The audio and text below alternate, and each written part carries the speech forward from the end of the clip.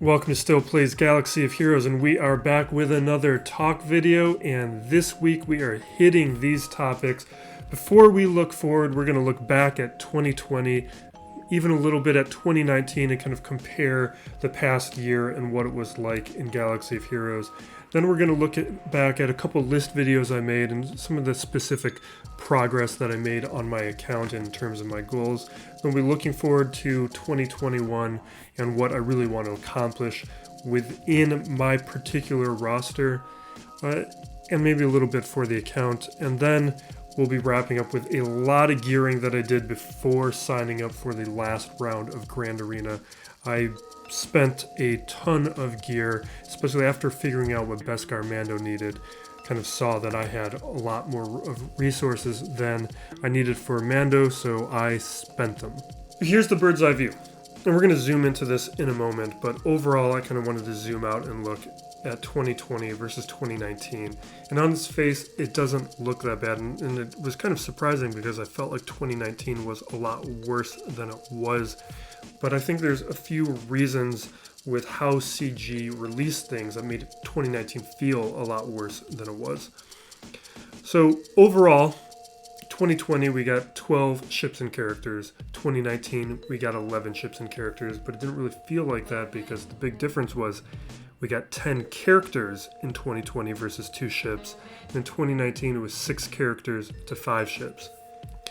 And I think that's pretty significant because we don't really feel ships when they come into the game. It doesn't shake up metas, doesn't really change how we play, doesn't really change Grand Arena all that much, especially when a lot of the ships added to the game were kind of the non-meta ships that were added to the fleets. Versus characters, even if they don't counter a meta, they're at least shaking up Grand Arena to a certain extent. We got less legendary journey characters this year versus, we got 2 this year versus 5 last year. This year, though, we did get the 4 Galactic Legends, but that's something that, like, a free-to-play player like myself and a lot of the player base, those, like, don't even exist for a lot of us. So it's kind of hard to feel that as something that was changing within the game. So I want to look at this information spread out month by month to kind of visually get an idea of what it felt like between these 2 years. And we'll zoom in a moment. I know this isn't going to be very legible, but I think visually it starts showing an impact. So that's what we're really kind of trying to extract here, is just visually what that feels like. So here is the cadence of the marquee characters with 2020 on top, 2019 on the bottom. You can see there were 3 months that we got marquee characters in 2019 versus 6 months in 2020. And you can see that they're just kind of distributed a lot better over 2020 versus basically the beginning of the year and the end of the year in 2019. Now that's the negative aspects of that is kind of minimized when you add in ships.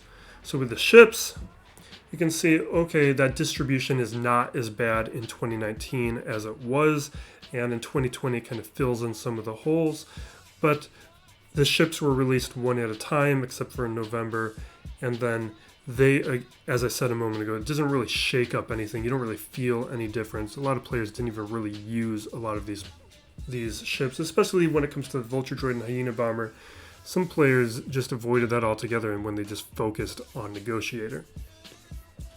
Now, we're going to take a look at the legendary distribution of the characters. So with that magenta popping up right now, you can see it starts filling it out in 2019. So 2019 starting to not look as bad as it was, where we had the Falcon in January. We had Darth Revan in March, Malak in April, Padme showing up in May. So that's a really quick cadence on a bunch of legendary and journey characters. But then there's nothing until October with General Anakin. You can kind of see that's one of the first mistakes CG made. 2019 was very front-loaded, and then it started getting very thinned out in the second half of the year. And if that would have been spread out more throughout 2019, I don't think the player base would have been as frustrated as much. With 2020, we only got 2, but it was spread out 6 months in between, which is fine, but we're getting plenty of other things in between. Now, Galactic Legends we're going to pull out. Obviously that has nothing to do with 2019, but it does kind of show, okay, from the middle of June of 2019 through March of 2020. That is when we're starting, when nothing is really going on in the game, and there's starting to be this very like whale heavy focus that's making the free-to-play player base get very discouraged, and the whales starting to feel exhausted. Now when we look at the progression systems, events, game modes, that's fairly even, but again, 2019 Grand Arena Championships were released, Gear 13 was released, and the Dark Side Geos were all released in 1 month. Versus 2020, CG again did a much better job of spreading out Galactic Chases, the Galactic Chase updates, 6-dot mod slicing, the challenge raids, and Relic 8 and Shard economy changes.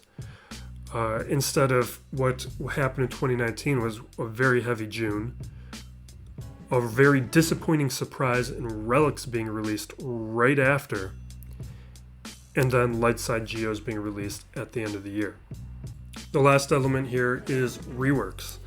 So you can see CG once again front-loaded things, which made the beginning of 2019 feel pretty dense, and then the second half of 2019 kind of felt pretty light. On top of that, they completely botched the Grievous rework and Droids rework, where they kind of overpromised and under-delivered there, and CG won't admit this, but it kind of felt like intentional, where there was that secondary rework of IG-100 and Grievous in the middle of the year that kind of made the Separatist droids good, where beforehand they weren't. But you know what I don't have on here is Nute Gunray and Dooku were touched up too. So there was a lot of reworks that happened throughout 2019 compared to only the Vader touch-up this year, but the big difference is Vader came right after Jedi Knight Luke. We weren't really expecting anything, and then we got something that we weren't anticipating, and that felt great, versus things that we were expecting throughout 2019 that didn't get delivered on, or were delivered on in a very sloppy way. The Vader touch-up was kind of more like the 501st rework, which that was kind of a nice, pleasant surprise. The only thing that we didn't really get in 2020 that we were hoping for was Mace Windu, but I've talked about this in my new account videos.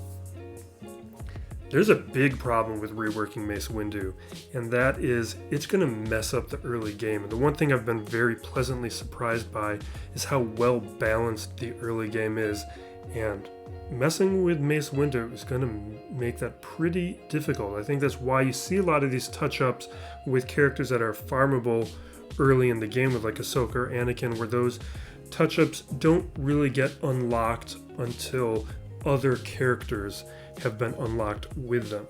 So Mace Windu might be a pretty poor character unless he's paired with other characters, which I think some people were expecting with Ki-Adi-Mundi, which makes a lot of sense. But I think CG has probably attempted a Windu rework and has found that he's broken the early game, which is why it's taken so long.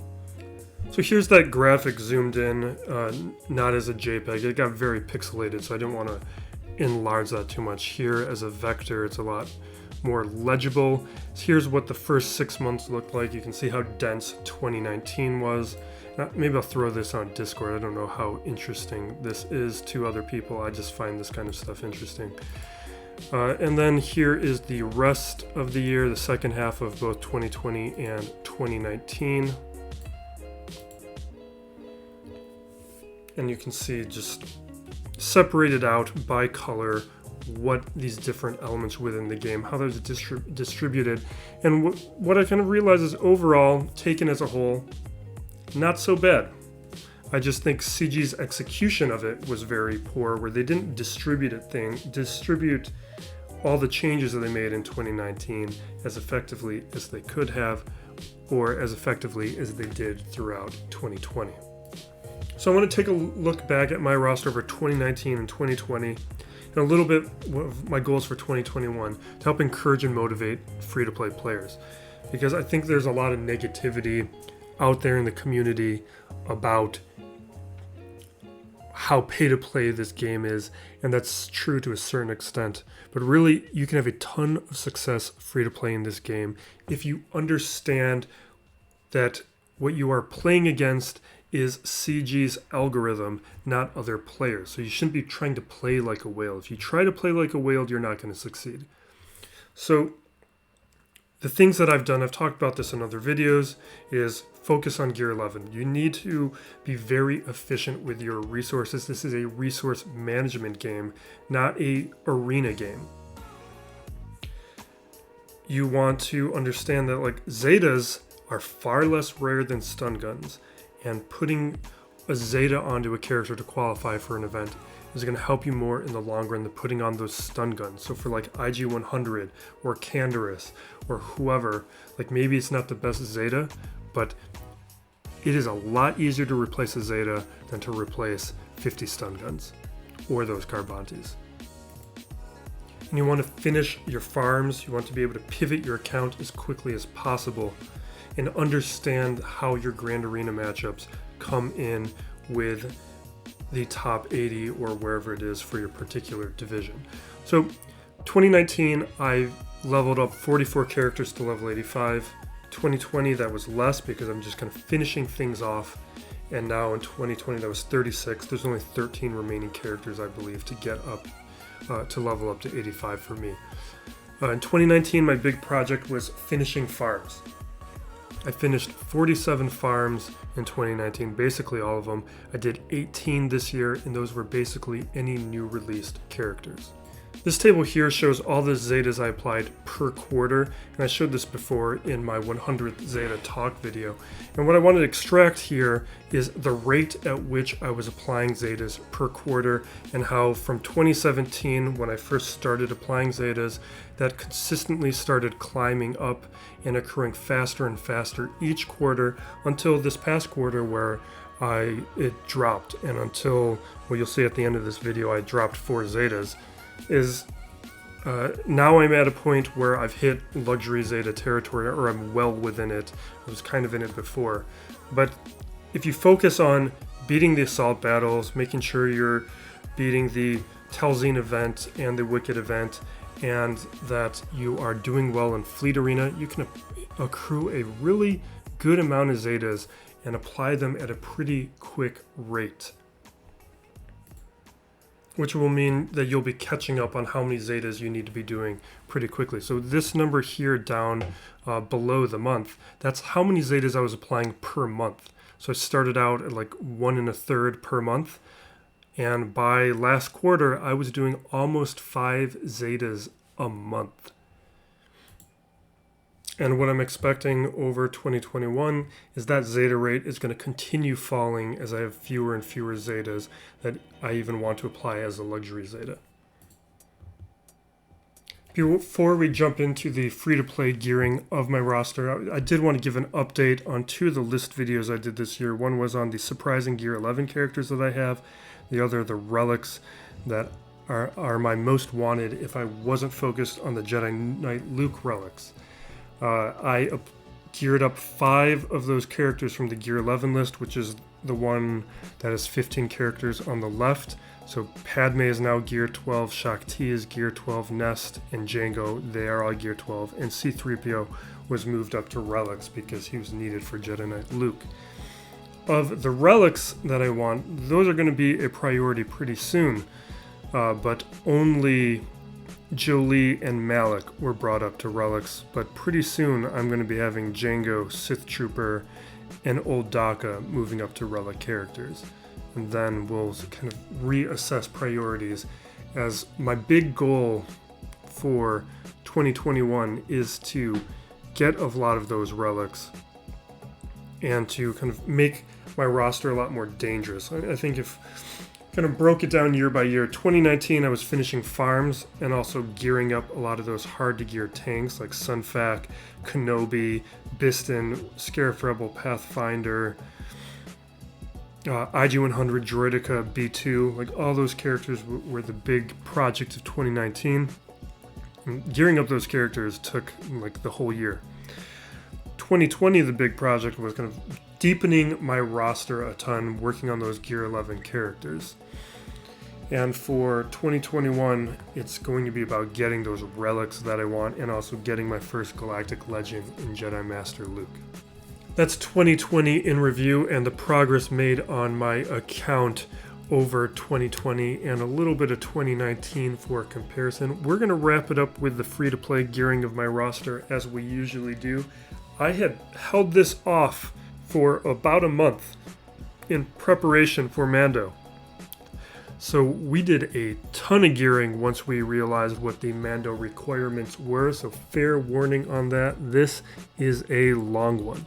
So if you don't stick around to the end, thank you for watching. So for this edition of Gearing My Roster Free to Play, we're going to be doing a decent amount of gearing because we've been hoarding gear for about a month now in anticipation of what turned out to be Beskar Mando. Back when it was just speculation, we had been hoarding because we knew something was going to come. And now that we know it's Beskar Mando, the requirements for him are not that bad. Let me show you what I'm talking about. Here, this top row is what my current gear hoard is for the major pieces of gear. So we got here Carbantes, we got stun guns, stun cuffs, we got those comm links, the Mark IV ones, we have holo projectors, fusion furnaces, then we have droid collars, Nubian scanners, design techs, etc., etc. We've got chirotechs over here. Beskar Mando is here in red. His requirements are not that bad. What we're looking at is just 200 Carbanes. That's about average, maybe slightly above average. Only 100 stun guns, 150 stun cuffs.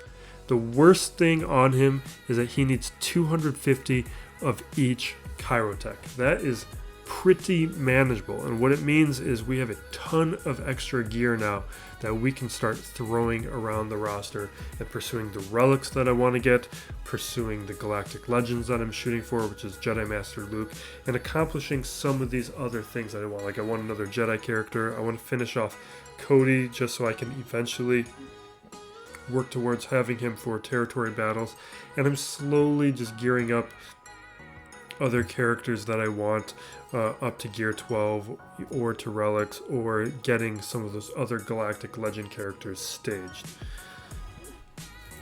So here, Jedi Knight Luke is the first one. He's getting geared up.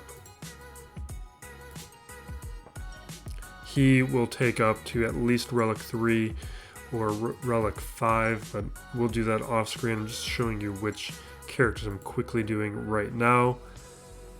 Leia at this point is not that bad of a gear. She's fairly easy to gear character overall. Really, she just needs a couple Nubian scanners and a couple stun cuffs to get to Gear 11 from the Gear 9 where she was previously. So we're just getting her up to Gear 11, and now she is staged for Jedi Master Luke. And so let me show you what my Jedi Master Luke progress is looking like. I have it saved here in squads. So these first 3 rows are the Jedi Master Luke requirements. Now I have everyone at Gear 11 minimum. Now I'm going to start taking these other characters up to Gear 12. So that's going to be like R2-D2, Mon Mothma, 3 Baka. They're all immediately, or fairly soon, they're going up to Gear 12, and then pretty quickly up to Relics. This bottom row here, that's the row that will take them to Gear 12, but they're getting to Relics last when I have all the gear to do it at once, so that my Grand Arena matchups are not overly affected by working on a Galactic Legend. But we're going to investigate all of those decisions later. Piet I've been working on, but he wants Chirotechs, and right now I'm not putting Chirotechs on anybody, but we are taking Sith Trooper up. He's somebody I really want at Relics. We're just going to take him up to Gear 12 right now. He's not my first priority for Relics right now. Django and Daka I would like to get up. And Shakti and Arc Trooper, that's so I can start helping my guild out on the Ki-Adi-Mundi shards. So I want to get the Radis a little bit stronger for Grand Arena. Hold on, she needs she needs she needs 100 of each of the stun guns and Carbonti parts to get up to gear 11.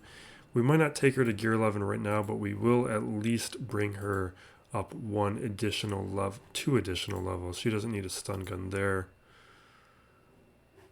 And this is where she needs the stun gun. We're going to hold off at gear 10. That at least gives her a little bit more progress. But the other character we're going to bring up is in the Resistance. We can bring up, there's actually 2 characters we can bring up. Rose Tico's actually pretty easy gear, but I don't really want to bring her up right now. But we can, with just these Nubian scanners and then another 50 stun cuffs on top of this one, we can get Resistance Pilot up to gear 11. So we're taking Pilot up to gear 11 and be done with him for until I decide to work on Rey or focus on Rey. Actually, you know what? Let's just do it.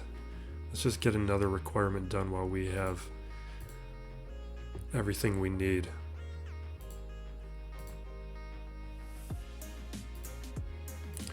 The reason I don't mind doing this is at my GP level, these kinds of... Actually, we're going to just stop at 10 until I check the damage. At my GP level, which is here at 5.9 now, like these kinds of gear 11 characters are not affecting my top 80 GP for Grand Arena matchups.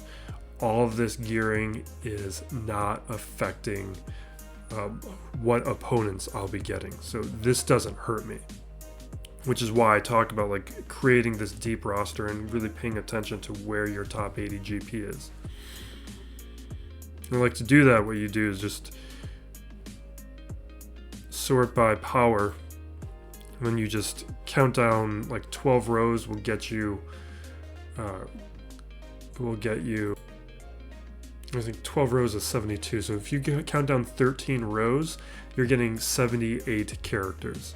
And that'll give you an idea of where your cutoff is and what your gear level needs to look at least for divisions 1 and 2. And actually, let me show you what that looks like on my roster. So 13 rows down plus another 2. Like you can see it now, already a few rows down. We're already past a lot of the relics. We're into a mix of gear 11 and gear 12 characters with Zetas, which is why I'm very careful about who gets Zetas and who gets promoted up to gear 12 and higher. I want to make sure they're actually contributing to my roster and not just increasing my GP without any benefit. I talk about it in a few of my other videos, like the gear 11, my surprising gear 11 characters, and my methods relics video. But right here, Cara Dune is my 80th character. So basically gear 10 in a Zeta if you have a decent amount of ability. No, she doesn't even have that many abilities. But you see, that's what it takes to be top 80 on my roster. And without a Zeta, gear 11 character, unless they have an excessive amount of abilities, will not be appearing in my top 80. So I don't care for the most part who I take up to gear 11. So for your roster, if you're below me, that might be gear 10 or wherever. It's all relative. Now the other things that I want to do, I'm going to do Zetas in a moment, but now that I'm here, I'm remembering, this wasn't on my agenda for today, but now that I'm using Moff Gideon a little bit more, it's time to bring Snowtrooper up to gear 11. He was just waiting on a couple stun cuffs that I didn't want to give him previously, but he is the one who is regularly dying when I'm using Moff Gideon. Now, the next priority that I want... I was going to do Cody to be done with him, but the stun cuffs that I was going to give him, I just gave to the Snowtrooper. And Snowtrooper is much more useful to me at this point than Cody. I now have only 150 of these stun cuffs left, which those need to be saved for Beskar Mando. So I think I'm going to stop it for the gearing right now on that. I'm going to hold off on any other relics until I double check what Beskar Mando is going to need to be relicked. That I haven't looked at yet. So what I am going to do now, are Zetas. So I have a ton of Zetas saved up. Let me show you how many Zetas I have right now. I can do it over here. So I have 288 Zetas saved up. And I'm kind of at this luxury Zeta stage. Beskar Mando only needs 2.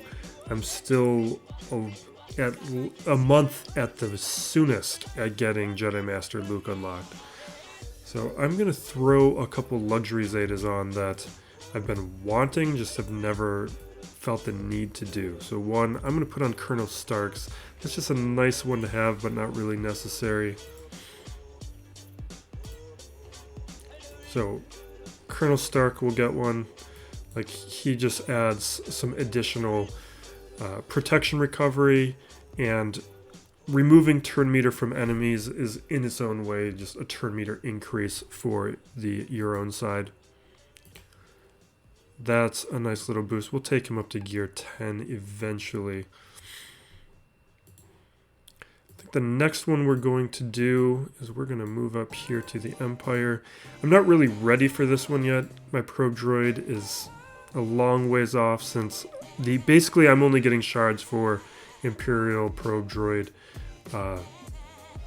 when Galactic Bounties comes around. So if you're in a guild that is still doing light side or dark side Hoth, do everything possible to get a usable trooper team set up and get as many of these shards. Like, I live in fear of the moment when probe droid is going to be required for something. I think it's inevitable, and it is the thing I'm most unprepared for. Other than maybe like Ki-Adi-Mundi becoming required for something. You know what, let's throw on these Omegas. These are good Omegas too, but we'll throw on this Zeta. I'll throw him in from time to time, like in a Hail Mary. These are all good Omegas.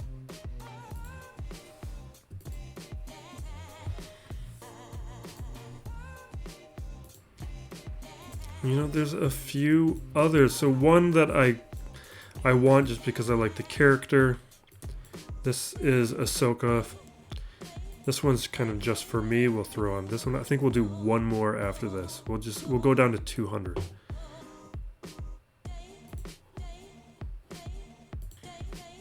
So for me, there's really 2 candidates for this last Zeta that I'm going to throw on. And that is, one is with the First Order. The Stormtrooper, this is a decent Zeta. So he just, whenever a First Order person is using an ability, the Stormtrooper has a chance to call an ally to assist. That can be pretty powerful, especially when paired with the Sith Trooper. The only issue is my First Order Stormtrooper is low geared at this point. And you know what? I got plenty of those. We'll throw on this piece to gear him up at least a level. And that is way too many stun. Yeah, that's a stun gun and 2 Carbantes. We're not doing that right now. So we're holding off on that Zeta, I think, right now. The other one for consideration is I never did Bastila Fallens because it just kind of didn't seem relevant to me. It seemed like in a mirror it would be helpful, maybe in certain comps, but I just didn't find it was big. And it might be because I don't have it, but it just doesn't feel like or sound to me like it's a big enough of a difference maker. It's one of those Zetas where when you're in the middle of a meta or in the middle of dealing with a lot of mirrors, it gives you an edge, but outside of like Squad Arena, it's not enough of a difference maker. At least that's how I've felt about it. And I think I need to think about that one more. I'm still not putting it on. You know what I thought about it? That's it. The other ones I'm not convinced by. So Bastila Fallen, I'm not going to do right now. First Order Stormtrooper is just kind of a waste until I work on him, and I don't think that that's going to be for a while. The only other one that I kind of want, it is Wickets. But I can't even remember the last time I used Ewoks. So there's really no reason to put on. I mean, I already put on Fulcrums, and Fulcrum I never use. I'm just kind of hoping that putting that Zeta on Fulcrum might edge her up into somewhat usability. But I can't. Like, if I use Ewoks, it's because I'm messing around, which I guess I do a decent amount of time. But you know what? Let's just do it. Yeah, let's do it. You know, it's the holidays. Let's have some fun.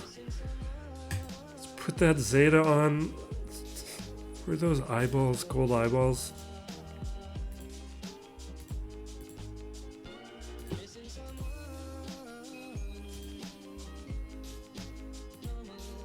Let's take him to 11. He should be at 11 anyway. All right, that is going to be it for this week of gearing. We've hoarded for a long time. It's nice to like make some big changes to the roster. The next stage is I got to double check what Beskar and Mando needs to get relicked and make sure I'm not interfering with that, and then we'll focus on relicking up a few of these characters. But now I need to make sure I sign up for my Grand Arena before I forget. Forgot to show the relicking. Maybe we'll just do this in the background silently or something. We're going to take him to 5.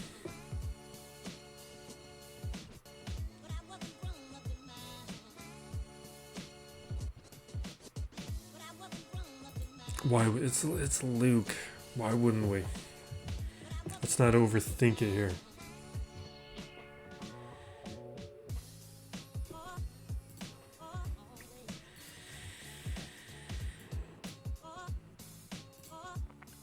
The other relics we're going to do, we're going to just squeak Bastille Fallen up a little bit higher.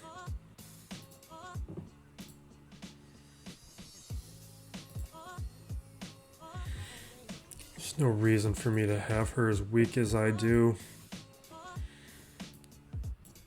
Same thing with Malik, I need him higher.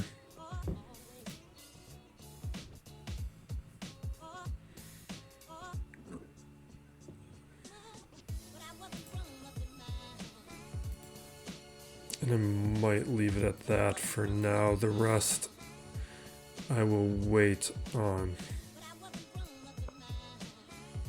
But here is what it looks like in the guild chat, what I just did. Just a bunch of messing around.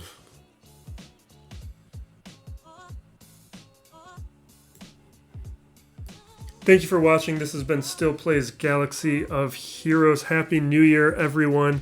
Over the course of the next year, we're really going to work on growing the channel and developing our relationship with the community as a whole. Thank you to everyone who participates over at the Discord. I've really been enjoying chatting with you all. Be safe out there, everyone. Be excellent to each other. And RIP MF Doom, all caps when you spell the man's name.